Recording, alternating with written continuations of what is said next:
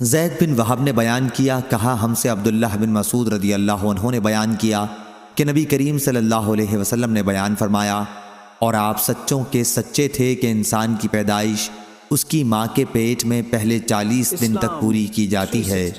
پھر وہ اتنے ہی دنوں تک علقہ یعنی غلیظ اور جامد خون کی صورت میں رہتا ہے، پھر اتنے ہی دنوں کے لیے مضغہ گوشت کا لوتھڑا کی شکل اختیار کر لیتا ہے، پھر چوتھے چلے میں اللہ تعالیٰ ایک فرشتے کو 4 باتوں کا حکم دے کر بھیجتا ہے، پس وہ فرشتہ اس کے عمل، اس کی مدت زندگی،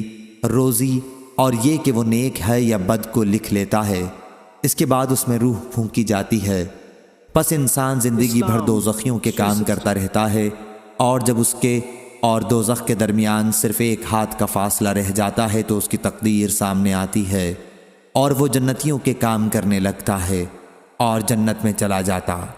اسی طرح ایک شخص جنتیوں کے کام کرتا رہتا ہے، اور جب اس کے اور جنت کے درمیان صرف 1 ہاتھ کا فاصلہ رہ جاتا ہے تو اس کی تقدیر سامنے آتی ہے اور وہ دوزخیوں کے کام شروع کر دیتا ہے اور دوزخ میں چلا جاتا ہے۔ صحیح بخاری حدیث نمبر 3332۔